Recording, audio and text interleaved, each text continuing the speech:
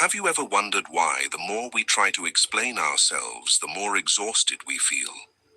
Why the more we speak in order to prove that we are right, that we are worthy, that we understand everything clearly, the further we seem to drift from who we truly are? In this noisy world, it often feels as if we are constantly pushed to respond, to justify ourselves, to make others understand us. Yet the more we chase that recognition, the more we lose something profoundly important: our connection with our own inner world. Carl Jung, who devoted his entire life to exploring the deepest structure of the human psyche, once pointed out a paradox. Human beings often seek their value in the gaze of others, yet real maturity only begins when we turn back toward ourselves. Jung called this journey individuation, the process through which a person gradually steps away from social roles in order to confront the deepest core of their being, where truth no longer needs to be proven with words. And listen closely to this. The moment you begin to grow quiet and turn your focus inward might be the very moment your life starts to change. When you pull your energy back from constant explanations and roles you no longer need to play, something strange begins to happen. Things slowly fall back into their rightful place. Do they? What doesn't belong to you starts to drift away. I see that. The right opportunities begin to appear, and your path becomes clearer than ever. Well, it's not getting clearer. In today's video, we'll explore why, according to Jung, silence and self-focus can set your life in order in a way that feels almost magical. Number 1. Silence helps you escape the social mask. Does it? There is something strange about the way human beings operate in the social world. We often speak the most when we feel the least certain. When we are in a conversation, an argument, or even just an ordinary meeting, our first instinct is usually to respond, to explain, to prove that we are right, that we understand, that we deserve respect. But if you observe more closely, you will notice that most of those words do not truly come from inner calm. They usually arise from a deeper need, the need to maintain an image of ourselves in the eyes of others. Carl Jung called that image the persona, the social mask that each person wears in order to adapt to the world. Persona is not something bad. In fact, it is a necessary mechanism that allows human beings to exist within society. You cannot speak to your boss in the same way you speak to your best friend, and you also cannot behave in an important meeting the same way you behave when you are alone at home. Persona helps us adjust how we present ourselves so that it fits the context. But the problem begins when this mask becomes so tight that we forget the real face underneath. When that happens, life slowly turns into a stage, and we spend most of our energy not living, but maintaining a role. Try to recall a very familiar situation. You post an opinion on social media, and immediately afterward, you begin constantly checking to see whether anyone has responded. When someone disagrees, you feel a strong urge to explain further, to prove that you are right. What is interesting is that many times you no longer truly care about the original topic. What troubles you is the feeling that your image is being threatened. You want to protect it. You want to make sure that others still see you as an intelligent, reasonable, respectable person. In that moment, the voice speaking is not your true self, but the persona. That is why silence can sometimes become an act of liberation.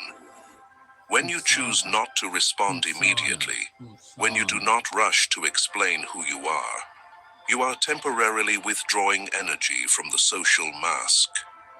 And in that space, something interesting begins to happen.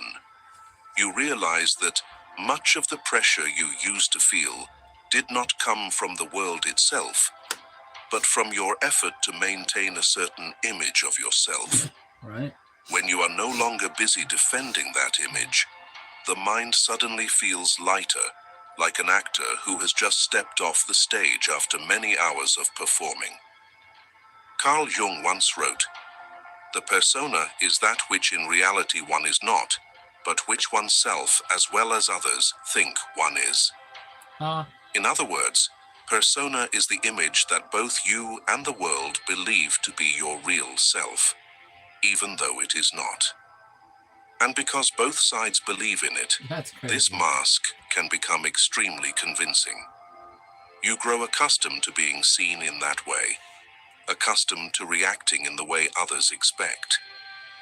Gradually, the boundary between the role and the real person becomes blurred. Silence has a special ability. It breaks that cycle. When you are no longer rushing to speak, you are no longer forced to react according to the familiar role. You gain a few seconds to observe yourself.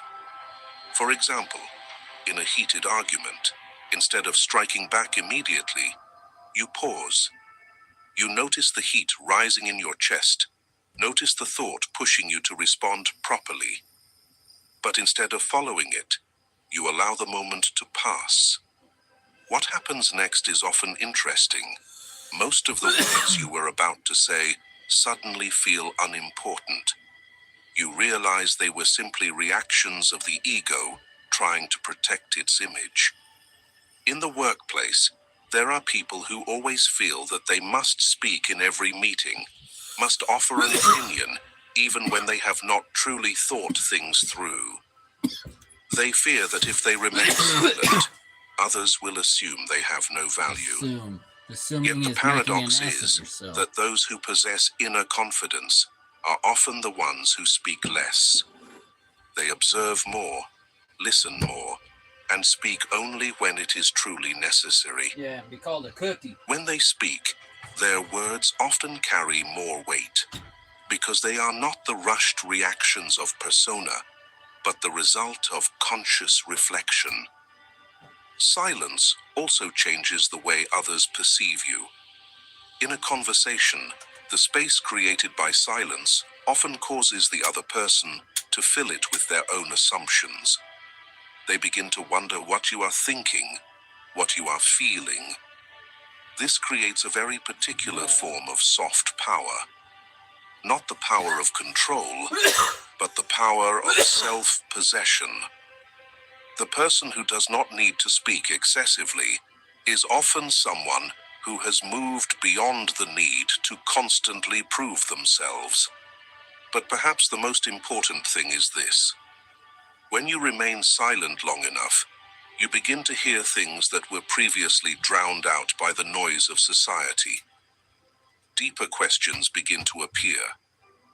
What do I truly want? What am I living for? Am I reacting because it truly matters, or simply because I am afraid of what others might think of me? These questions rarely appear in noisy conversations. They usually appear only in moments of quiet.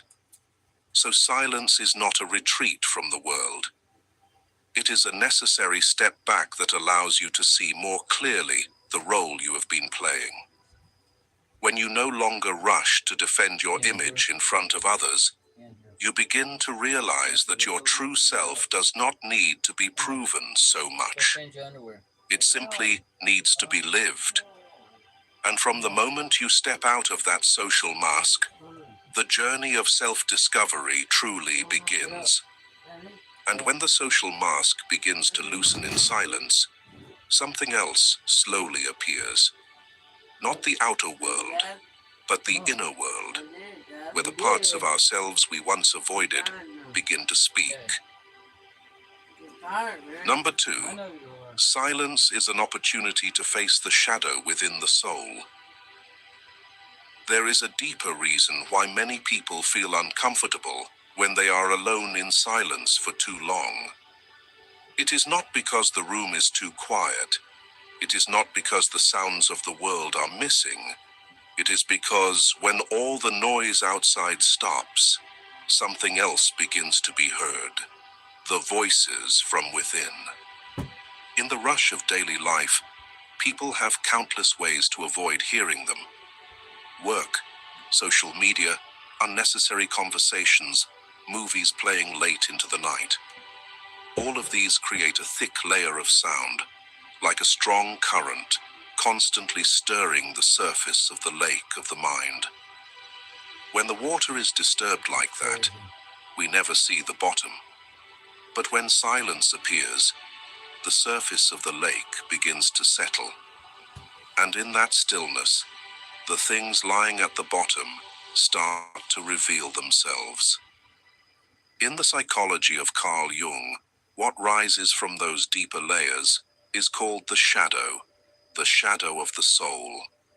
The shadow is not something mystical or supernatural.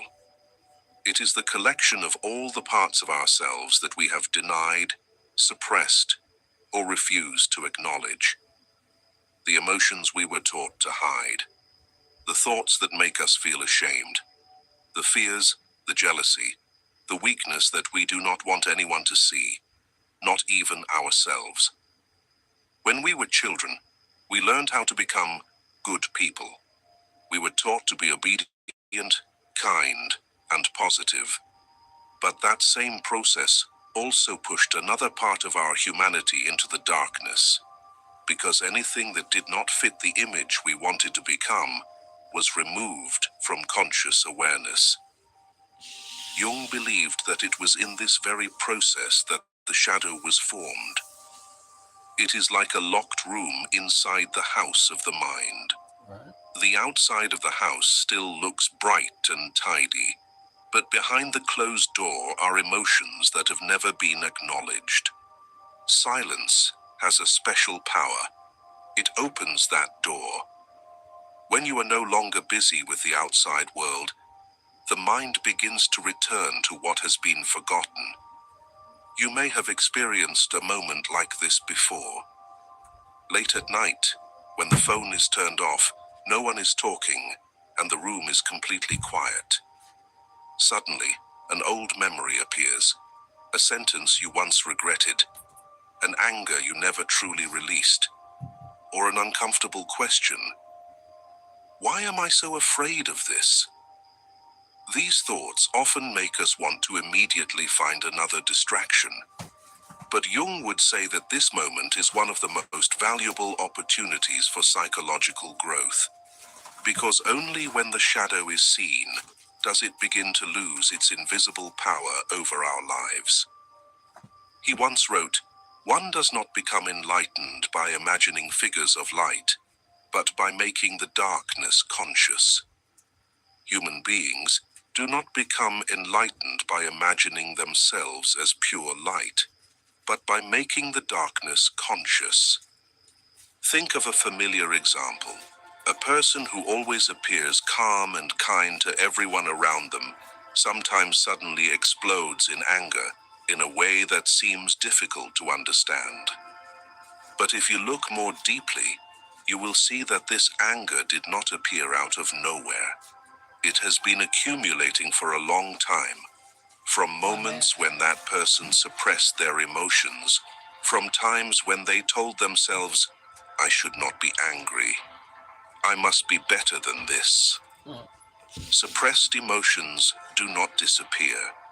They simply move into deeper layers of the psyche, and there they become part of the shadow.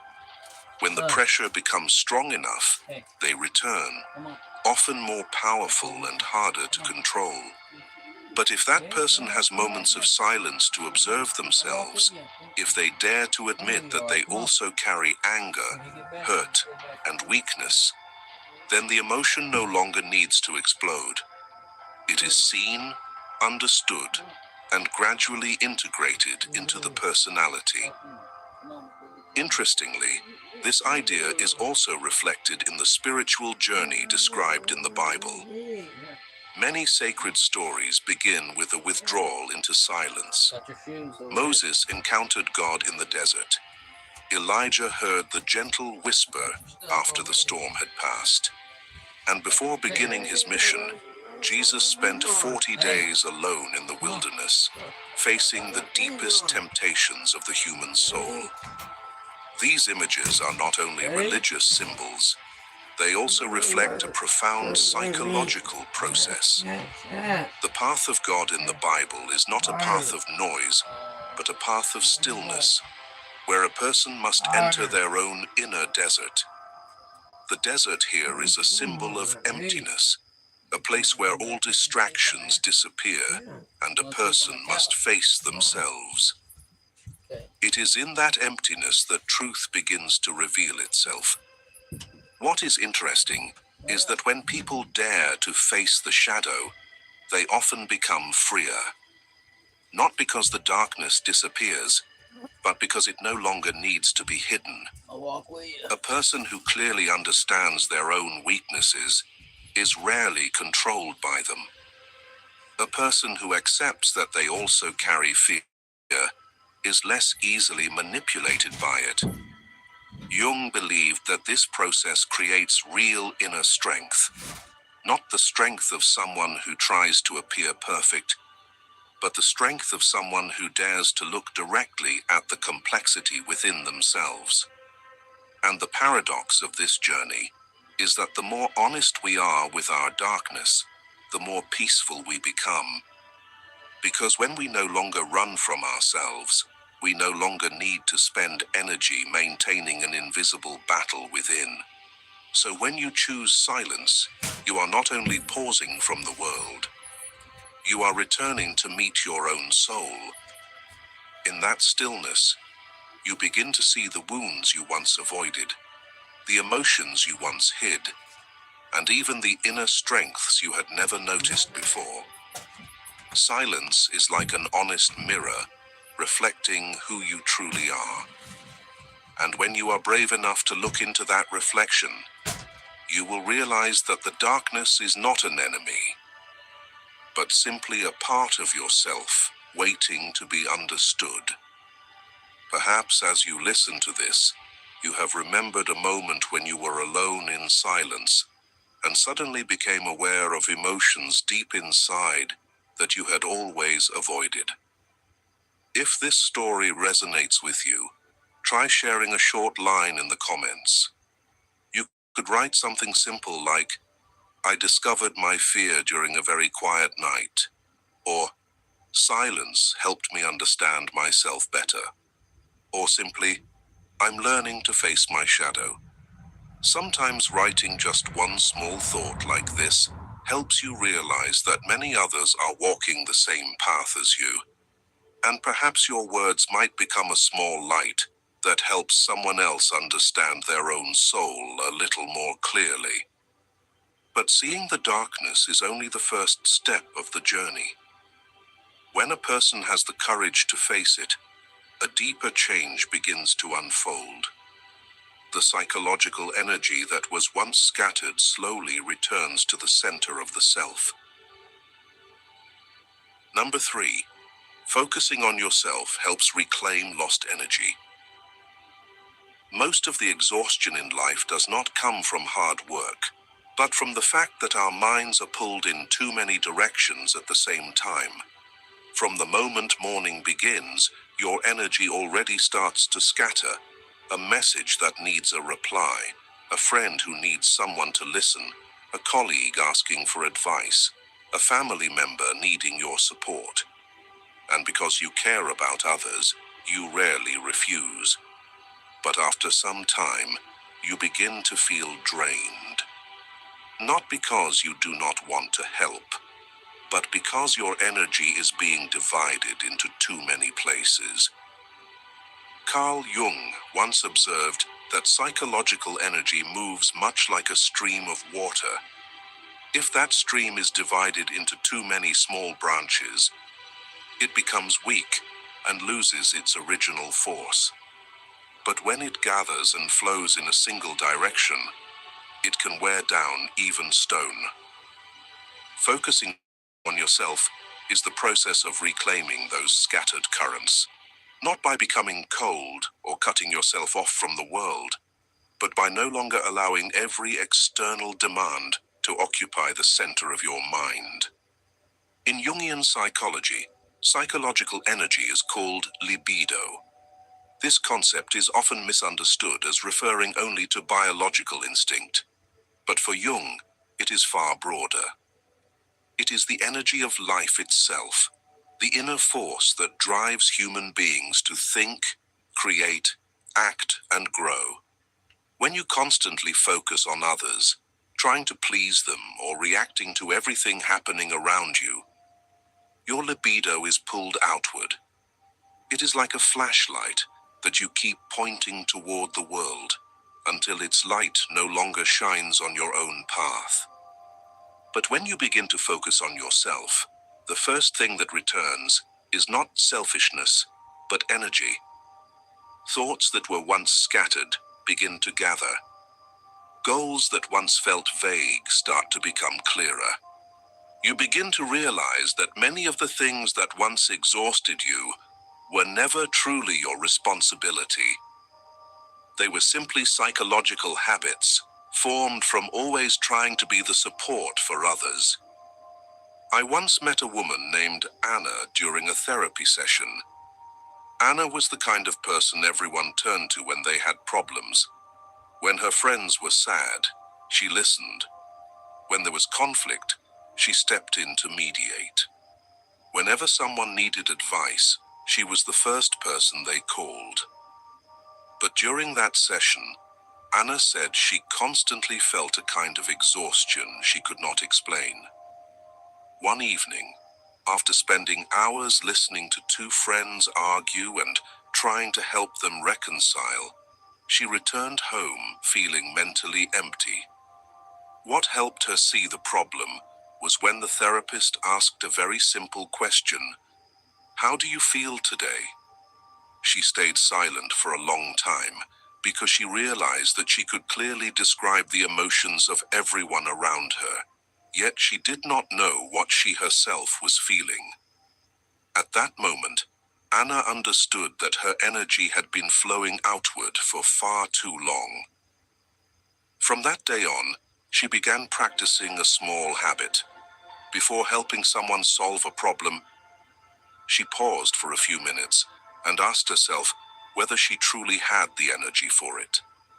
And those small pauses slowly helped Anna reclaim her energy and restore balance in her life. Jung once said, "The greatest burden a child must bear is the unlived life of the parents."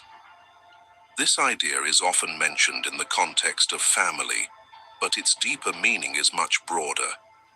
When we live too much for others, we unintentionally carry their expectations, their emotions, and even their unresolved stories. And by doing so, our energy gradually becomes occupied by things that do not truly belong to us. Focusing on yourself is the act of returning those burdens to their rightful place, not through cold rejection, but through the realization that every person must take responsibility for their own journey. When you stop carrying what does not belong to you, a strange sense of lightness appears. The energy that once leaked away begins to return, like water flowing back to its source. One of the clearest signs of this shift is a growing sense of stillness in the mind. Not a sad silence, but a silence like the surface of a lake when the wind stops blowing. In that state, you begin to think more clearly. You work with greater focus. You realize that many things that once made you anxious are not worth the energy they demanded. Interestingly, when you reclaim your energy and bring it back to your center, the people around you begin to change the way they interact with you. Not because you say anything different, but because your presence itself has changed. A person whose energy is centered often carries a quiet sense of stability that is difficult to describe. They do not need to speak much, yet others can feel that they are standing on solid ground. And it is that stability that gives their words greater weight. You may still continue to care for others. You may still be the person your friends turn to when they need advice. But the difference is this: you no longer allow all of your energy to flow outward. You keep a center for yourself. And from that center, you can give naturally instead of giving from exhaustion. When energy is reclaimed and gathered, life begins to change in subtle ways. Work becomes more effective. Decisions become clearer. You are no longer pulled into every small conflict around you. Instead, you are like a rower who has finally found the rhythm of the oars again. The boat does not move faster because you are trying harder, but because you are finally rowing in the right direction. And in that moment, you begin to understand something Jung saw long ago. When inner energy is reclaimed and focused, a person no longer needs to force life. They simply continue moving along the current that has become clear within them. And when energy is no longer leaking in every direction, the mind gradually becomes quieter. In that quiet, another door opens, the door that leads into the depth of the inner world Jung often spoke about. Number 4, silence and focus are the gateway to inner depth. But a deeper truth that many people have never realized is this: silence and focus do not only help stabilize your outer life, they also open the door to a much wider inner journey. When order gradually returns to the surface of your life, when you are no longer pulled away by impulsive reactions, meaningless arguments, or unnecessary explanations, another door slowly begins to open. It is the door that leads into the depth of your own soul. In the philosophy of Carl Jung, this is the space where a person begins the process of individuation, where consciousness and the unconscious meet to reshape the whole person. And that door only opens when the mind becomes quiet enough to listen. In Jung's philosophy, inner depth is not some distant mystical place. It already exists within every human being, lying beneath the familiar layers of everyday thoughts and reactions. Yet most of us rarely reach that depth because the mind is constantly pulled into the noise of life. Phone notifications, endless streams of news, conversations that never seem to end. The mind becomes like the surface of a lake that is always disturbed by wind. Only when the wind settles and the water still grows does the bottom of the lake begin to appear.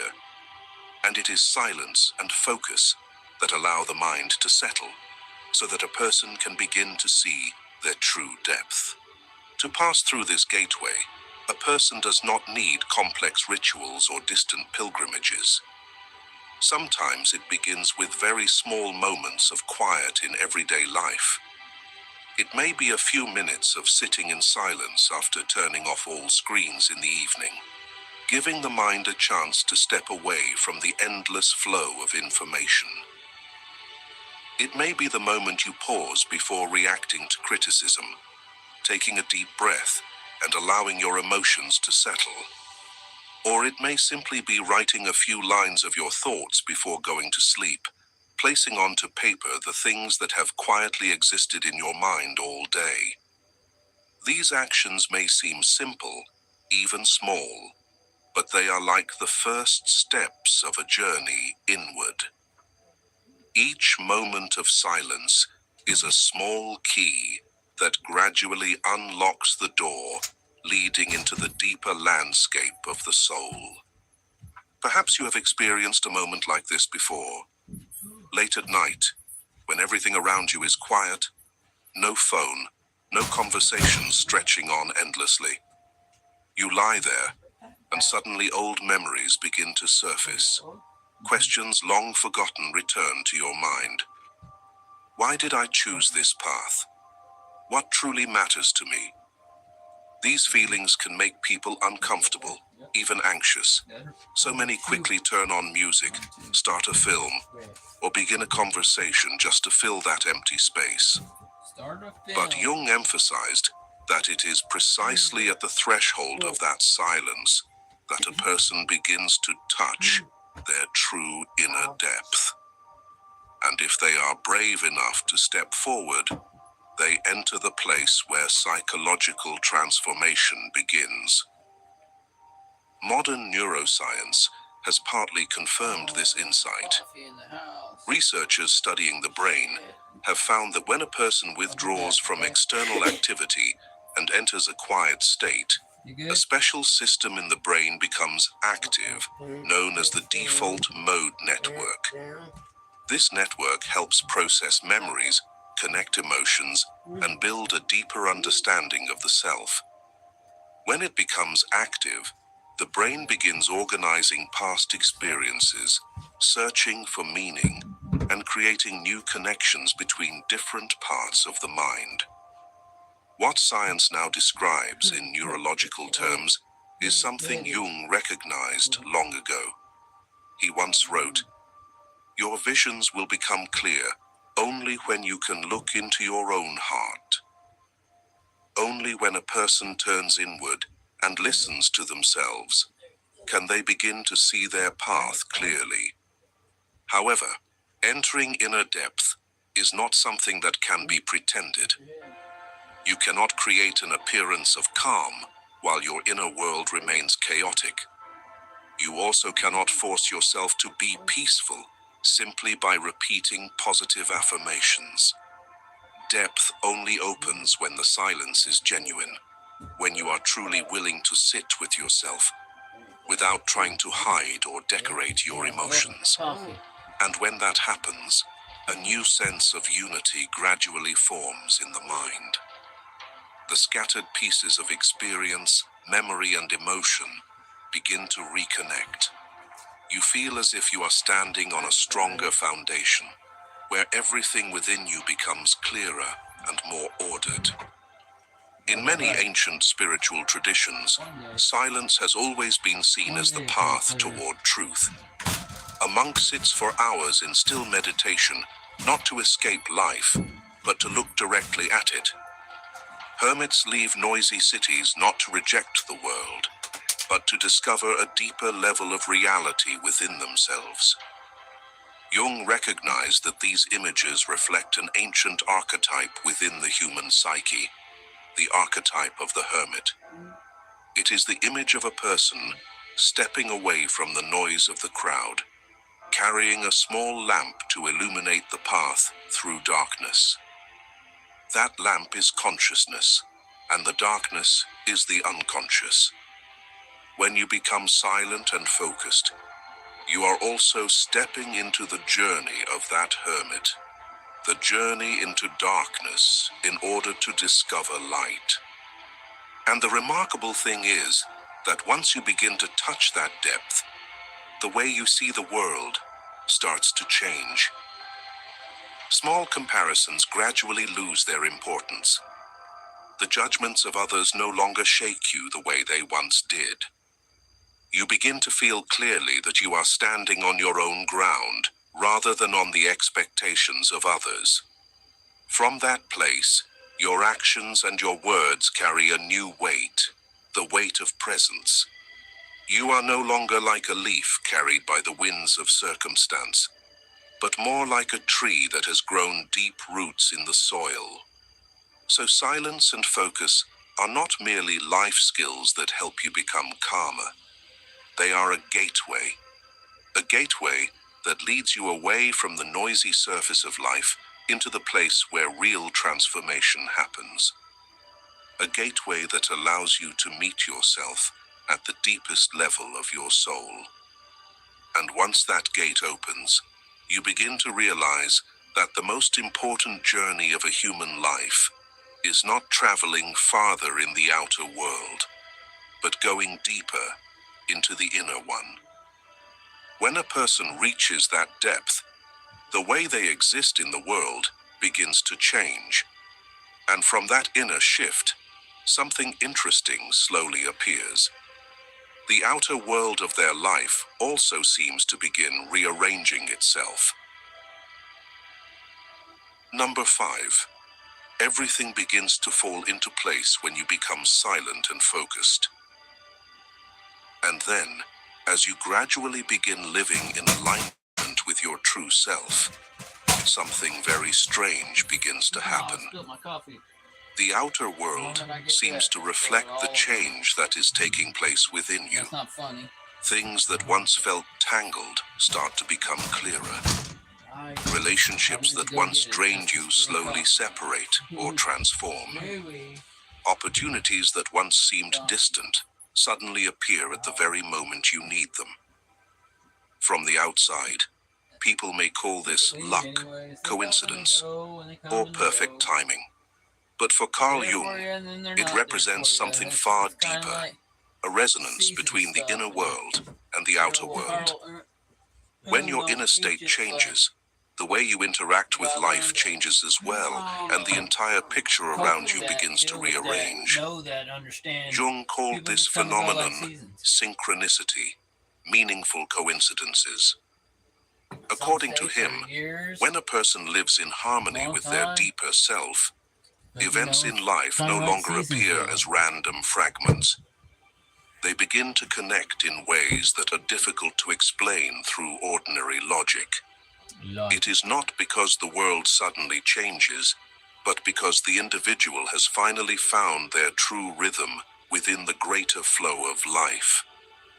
Like a musical instrument that has been properly tuned, when one string is touched, the others begin to vibrate in natural harmony. Silence and focus are the process of tuning the instrument of your mind. And when the instrument is properly tuned, the music of life begins to unfold with order. You have probably experienced two very different states in your life. There are periods when your mind is chaotic. You think too much, react too quickly, and become pulled into countless worries and small conflicts. During those times, everything around you also seems to become messy. Work does not go well. Relationships grow tense. Decisions become difficult. But there are also other periods when you feel calmer, more focused, less reactive to everything around you. In those moments, a strange feeling appears. Life seems to open doors at the right time. You meet the right person at the right moment. An idea appears exactly when you need a solution. Things that once seemed complicated suddenly become simple. This is not magic. It is a shift in the way your mind operates. Jung believed that the human mind does not exist as an isolated system. It is connected to a deeper layer that he called the collective unconscious. In that deeper level, the symbols, images, and psychological energies of humanity are interconnected. When a person lives in alignment with their true self, they begin to resonate with that deeper layer. And from that resonance, meaningful coincidences begin to appear, not as mystical miracles, but as natural reflections between the inner world and the outer world. You can imagine this like a mirror. When the surface of a mirror is covered with dust, the reflection becomes distorted and blurred. But when the dust is wiped away, the image suddenly becomes clear. Life works in a similar way. When your mind is dominated by distraction, constant reaction, and unnecessary noise, what you experience in life also becomes chaotic. But when you become silent and focused, you are cleaning the mirror of your inner world. And when that mirror becomes clear, the world reflected through it becomes clearer as well. Things fall into place not because the world has suddenly changed, but because you have changed the way you see and interact with it. Have you ever noticed that when you decide to buy a car from a certain brand, you suddenly start seeing that same car everywhere. It was always there on the streets, but you simply did not notice it. Once your mind focuses on it, you begin recognizing it everywhere. Life works through a similar principle. When you focus on your own growth, you begin to notice opportunities, paths, and people that align with that journey. What you focus on expands within your experience. The important point is this: the rearrangement of life is not a miracle coming from the outside. It is the natural result of a mind that has found order within itself. Imagine that you are steering a small boat across the ocean. When the steering wheel is loose, the boat is pushed by waves in every direction. But when you hold the wheel firmly and guide it toward a clear direction, the boat begins to follow a steady path, even though the ocean itself remains vast and unpredictable. Silence and focus are the act of taking hold of the steering wheel of your life. And once the wheel is steady, the waves around you no longer throw you off balance as before. Many people have experienced this transformation. Some leave a job that no longer fits them to pursue a creative path. Some walk away from relationships that have lasted too long, but no longer bring vitality. Others quietly step away from environments that scatter their attention and instead devote time to learning and personal growth. At first, these decisions are often accompanied by doubt, loneliness, and even the judgment of others. Sometimes. But after some time, something remarkable begins to happen. What? They meet the right people who support them. They find environments where they truly belong. They achieve results they once could not imagine. Word. This is not luck. It is the consequence of placing themselves in harmony with their authentic path. However, Jung always emphasized something very important. You cannot pretend to emit an energy that you do not truly possess. Many people try to create a positive image by repeating affirmations, posting perfect pictures, or acting confident in front of others. But if inside there is still doubt and chaos, the dissonance will remain. Others may be convinced by appearances, but the deeper layers of the psyche, what Jung called the unconscious, always sense your true state. And it is that state that ultimately determines how life responds to you. So when life feels chaotic, the problem may not lie in the world around you. It may simply be a sign that you have drifted away from your own center. In such moments, the solution is not to search for more answers outside. The solution is often much simpler. Pause. Become silent. Focus. And if you remain there long enough, you will begin to notice something remarkable. You do not need to force life to change. When your inner state changes, life naturally begins to restore its own order. Does it? Things begin to fall into place, not because you control everything, but because you have finally returned to who you truly are. And perhaps, after everything that has been said, the most important thing is not that you must do something grand. Sometimes the deepest transformation in life begins with a very simple act: stopping. Stopping before reacting. Stopping before explaining. Stopping long enough to hear yourself. Think. Yep. In that quiet space, you will realize that life does not require as much control as we often believe. When the mind finds its center again, when energy is no longer scattered into roles and external noise, everything gradually becomes clearer. What does not belong to you naturally falls away, and what truly belongs to your path begins to arrive. As Carl Jung once suggested, the person who looks only outward continues living inside the dreams of the world. but the one who dares to turn inward awakens.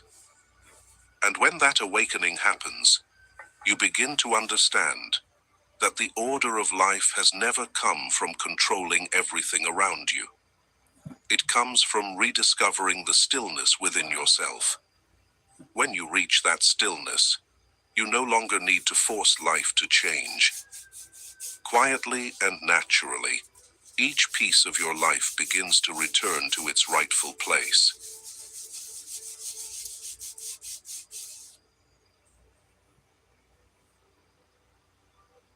Huh. That's crazy. That's crazy.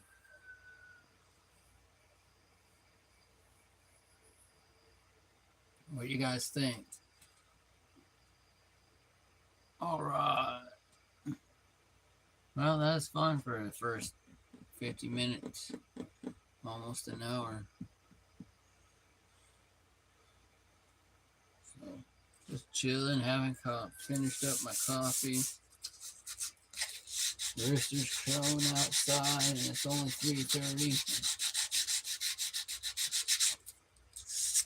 First season, second season, or third season? First season, probably.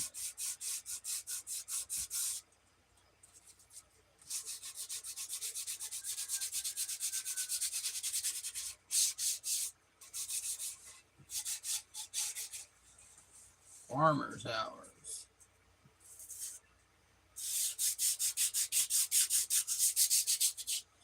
Well, guys, I guess I'll catch you guys all later. You guys be good. Stay fresh. We out.